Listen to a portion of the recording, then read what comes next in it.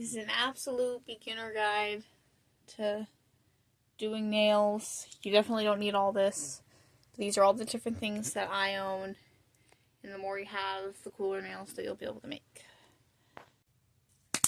Okay, I'm just going to go in order of what's closest to me, because it'd be way too complicated to sort it in any way. I'm also just going to briefly explain what it does, not really even showing you, and tell you what I know of it to be called, because this video would take all day if I actually showed you what it was. But I'm planning on making a series of shorts that's going to go through almost all of these products, each individually, or at least in a group of 2 or 3. So it's going to go way more in depth than that, but in this video this is just going to tell you the basic names and the basic of what it does. Okay. Starting off with these. This gorgeous stuff is chrome powder. It's very, very fine glitter. See, it's on my fingers.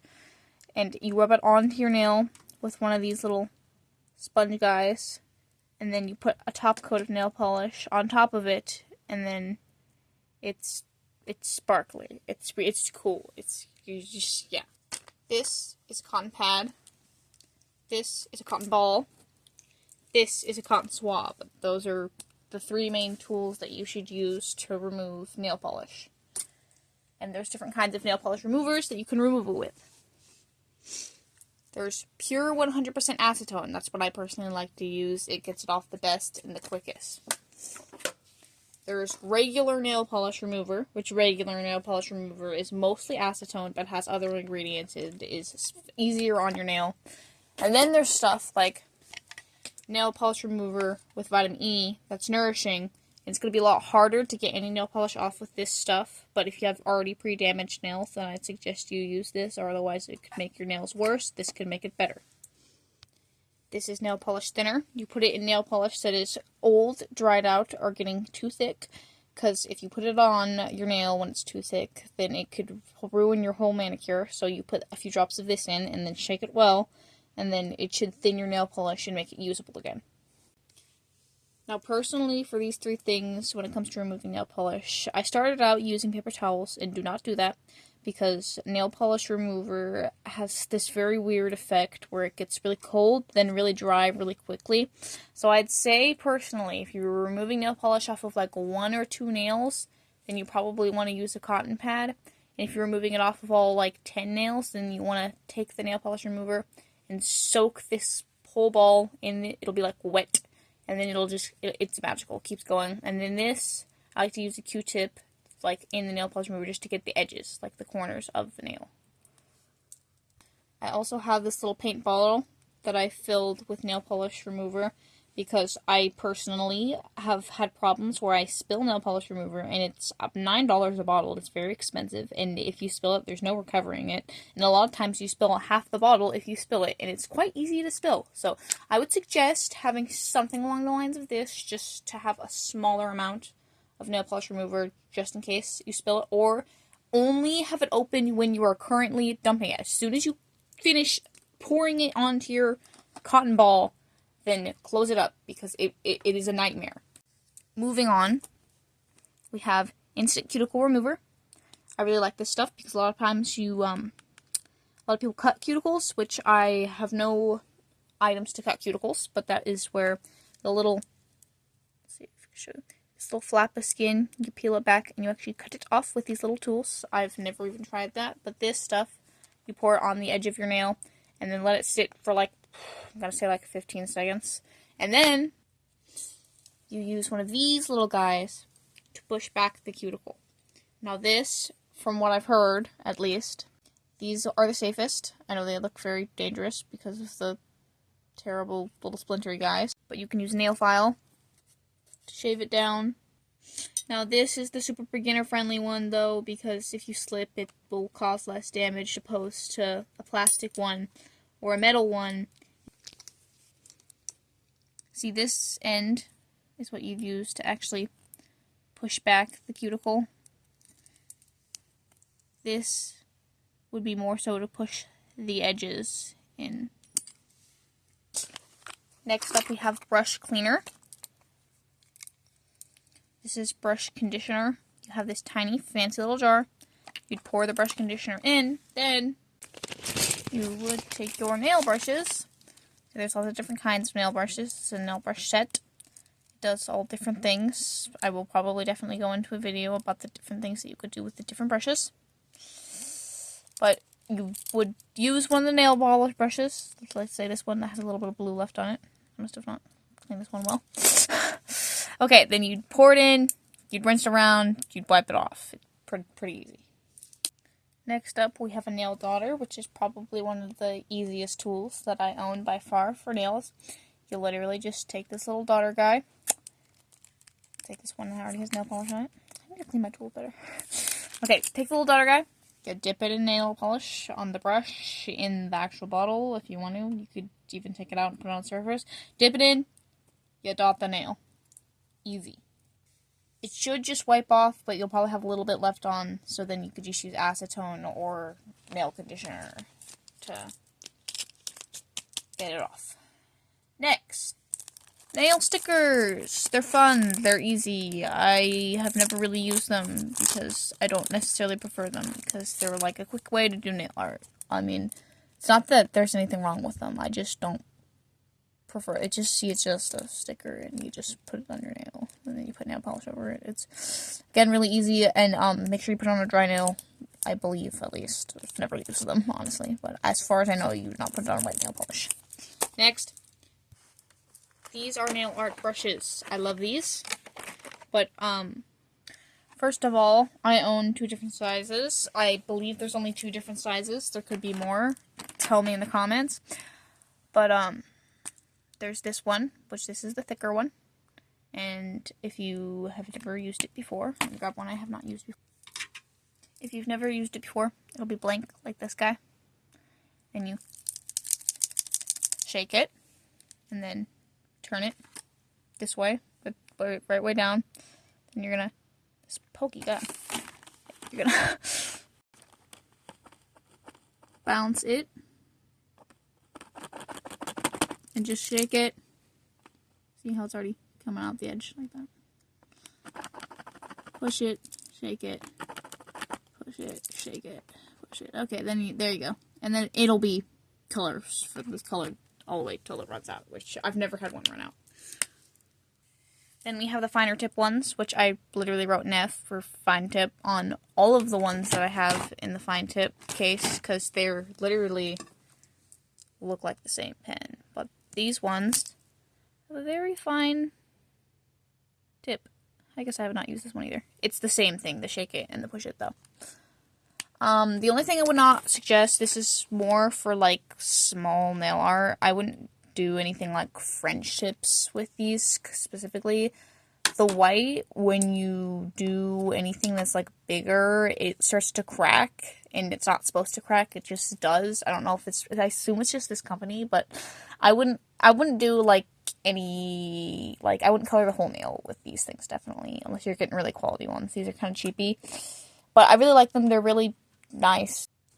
Okay, now I guess I'm going to start getting into the nail polish, which is a whole chunk, so I'll try to do this all in one category of this video.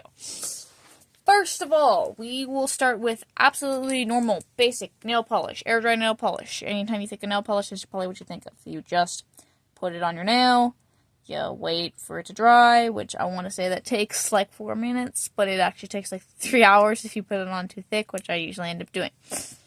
Next, we have UV gel polish. This stuff is very nice, but if you were to paint it on your natural nail and you get a little bit on the edge, me personally, how I found is it'll peel off in one big chunk within 24 hours. So I'd suggest only use this on your actual nails if you're really good at painting nails. Otherwise, I'd only suggest doing it on plastic nails outside of your nails, because it's really hard to use. And you have to cook this on with a UV light. It is a purple light. It cooks it on. You just turn it off. This is for one nail. Like if you were to just paint a little design on one nail or going to hook a nail charm on, you just use this. Otherwise, you would use this boyo, which a lot of people don't have this because it's like a $50 machine. A lot of times people even suggest that you use fingerless gloves with it too, because it can cause skin cancer if you do not use it properly and you use it way too much, because it's, I'd have to plug it in, hold on. See that boil? This is a frankly amazing machine. This will cook all of your nails on your fingers at the same time, or cook all of your nails on nail stands, which I will get to that later.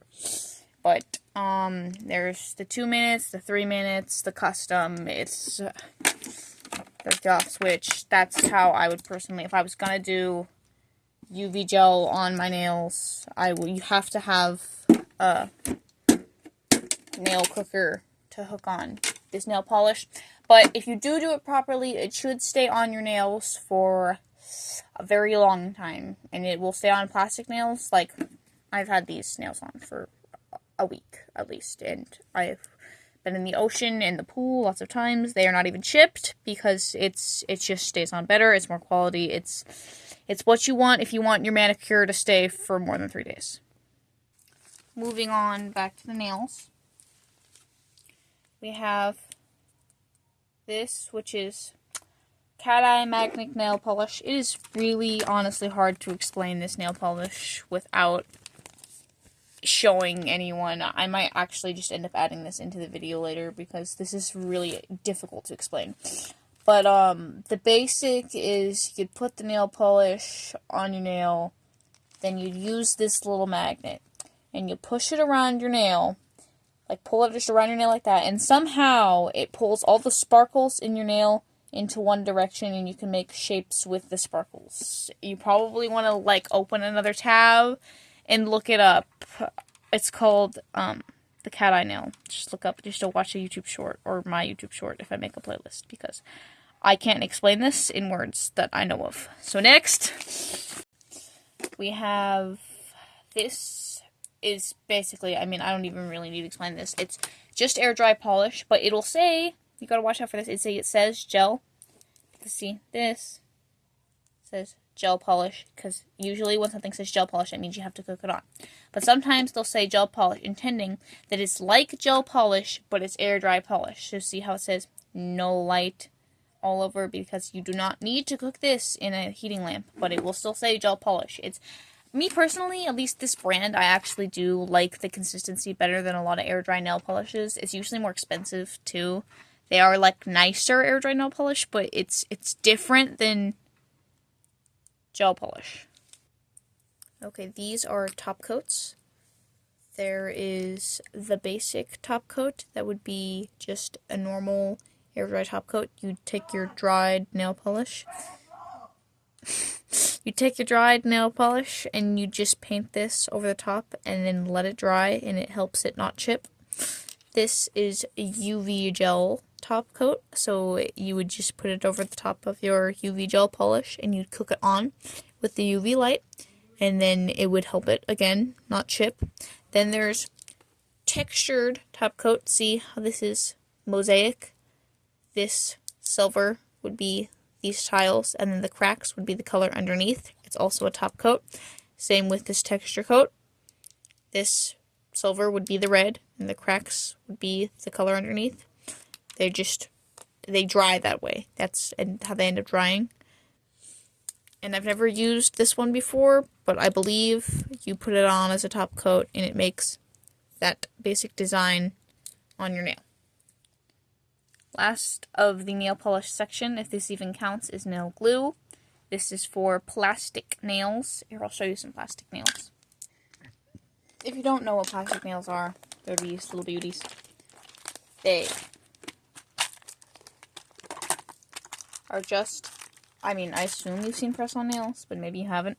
They're press-on nails, but they're just completely see-through, and you can just paint them yourself. They're actually pretty cheap, specifically for these ones. See, these ones are unshaped, so you basically have to shape these ones yourself. They're kind of ridiculous and long. I mean, you could put them on like that, but shape these ones, or you can get ones to the shape of your preference. I personally like almond. These are typically more expensive. They're typically fancier when you try and buy them. It's kind of hard to find cheap ones.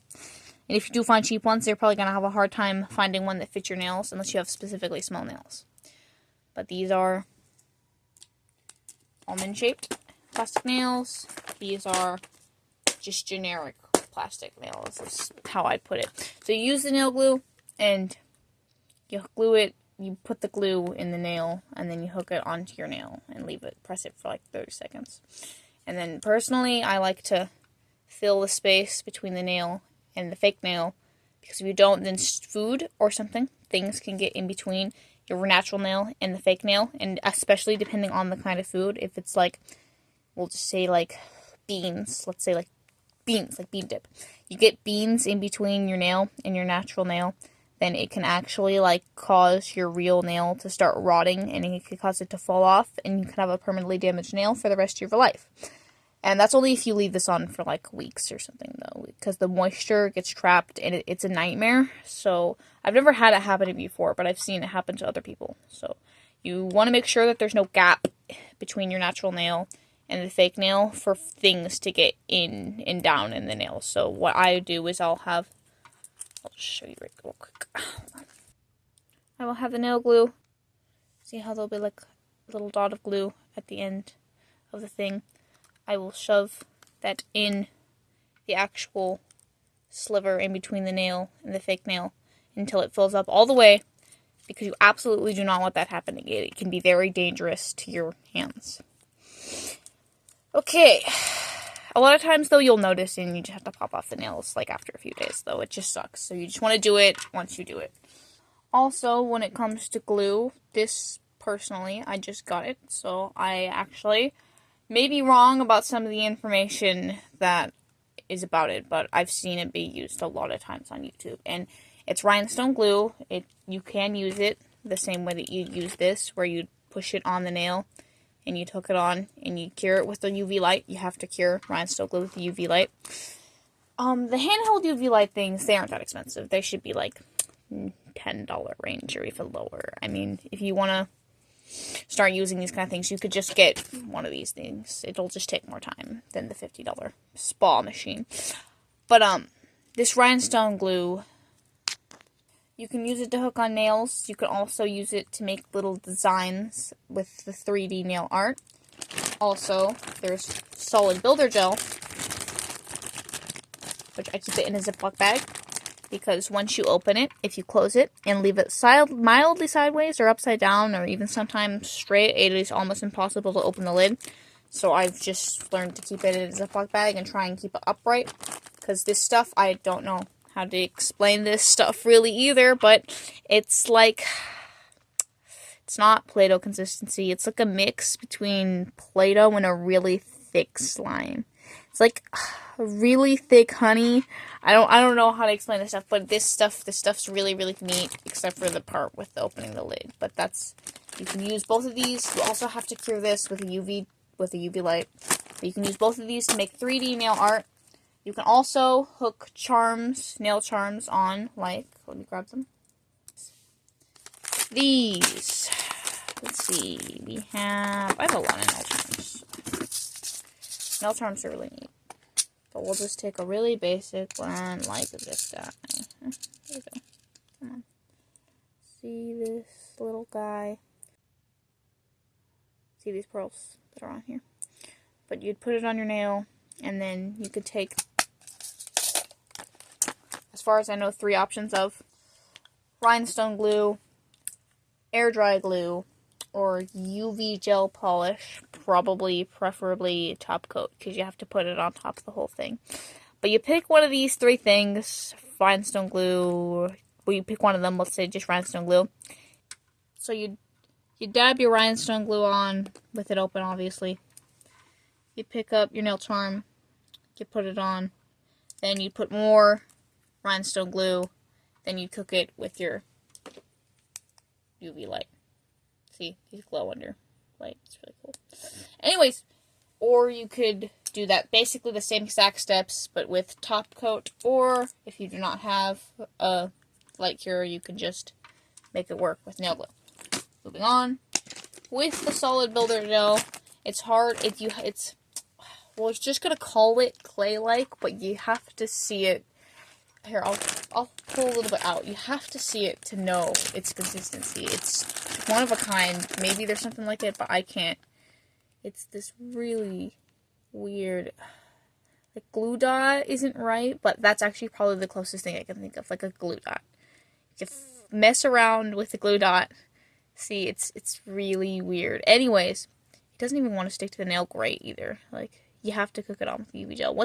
It's really even weirder once you cook it on with the UV gel, because then it smooths out and it's completely hooked to the nail. It doesn't make any sense to me, though.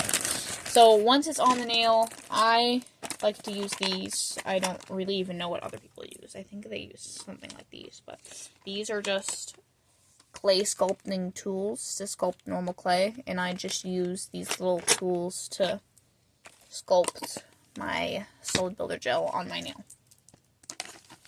This is actually also just totally normal UV gel polish, which I've already explained.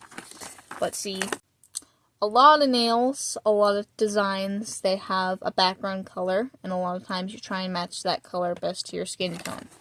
So what I think to be the smartest idea is to just get a basic set of skin tone nail polish. You can paint it on your skin and then decide from there which one matches your skin tone best. That way you can pick it so it'll go with your design better. Like if you're going for like a princessy look, you can go for a more pinky color. If you're going for darker, you can go for a darker color.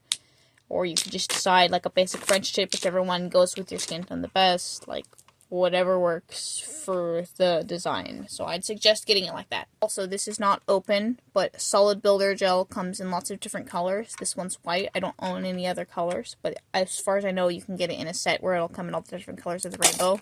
That's something I plan on getting soon, is just builder gel in lots of different colors. We're actually getting close-ish to the end. I'm excited. Okay, these are really basic. I suggest you getting these and giving these out. If you were to be like selling nail sets and you were going to sell glue with it, these are just really cheesy glues.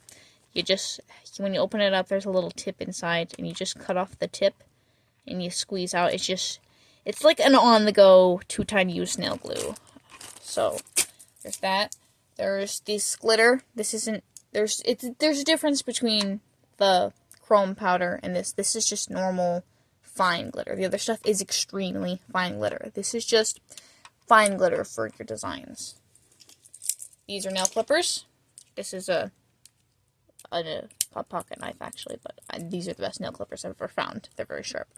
These are normal nail clippers. These are the kind of nail clippers that you'd use to pretty much just to do the smaller things like chop your own nails. It's more, see how they're curved? They're more for like the detail of your nail almost. But these boys, these are for chomping the big nails. Like the big plastic nails, when they're like this long and you want it to be this long, you just put it in and chomp. And it chomps off the nail for you.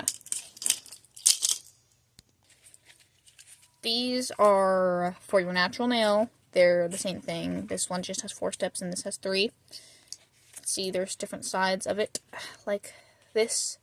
You know how on your nail there's the little bumps when you look at your nail? Like, it doesn't feel like completely smooth a lot of times.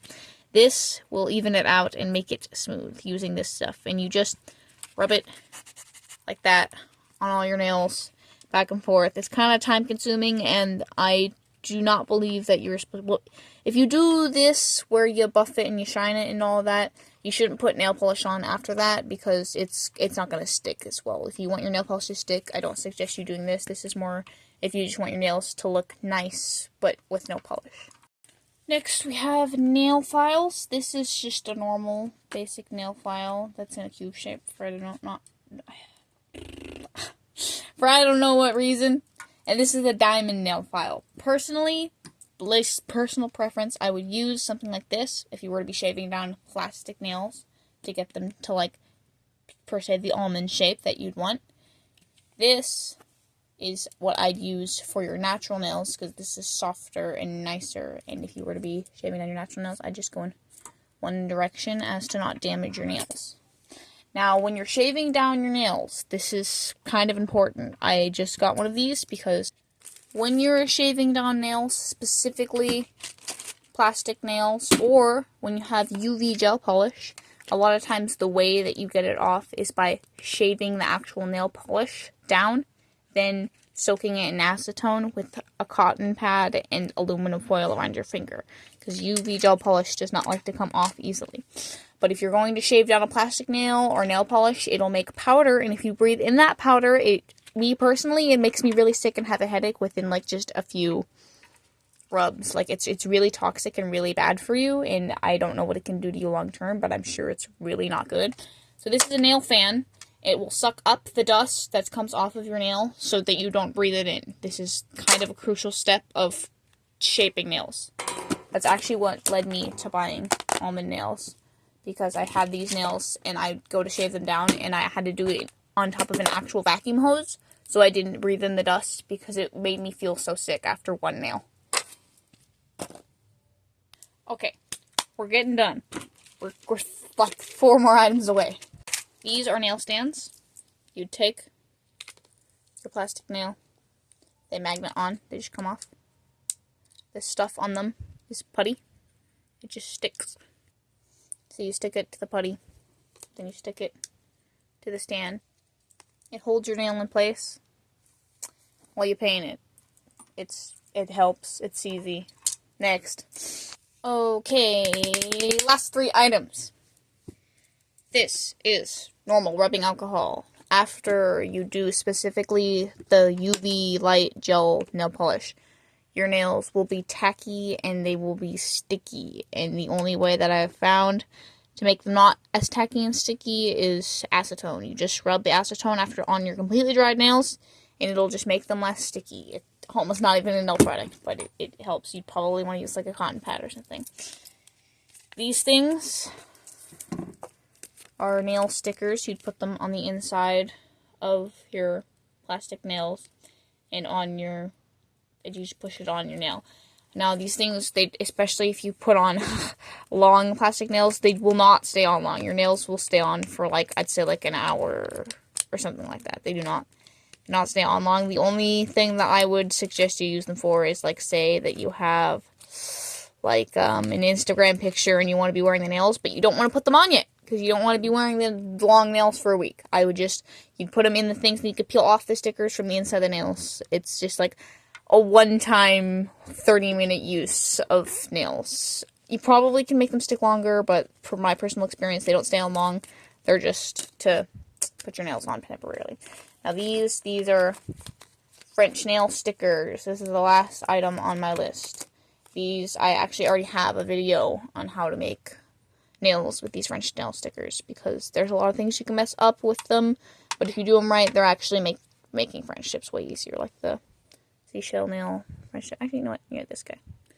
I made that French tip with a nail sticker. It looks fine. It's a fine French tip.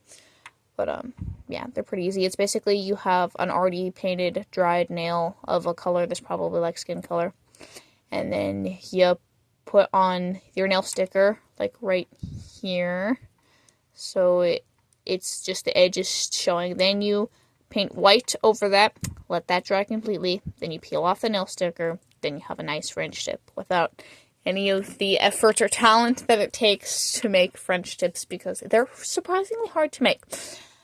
But that's the end of the series. I will show you my mess again. Well, not series. That's the end of the video.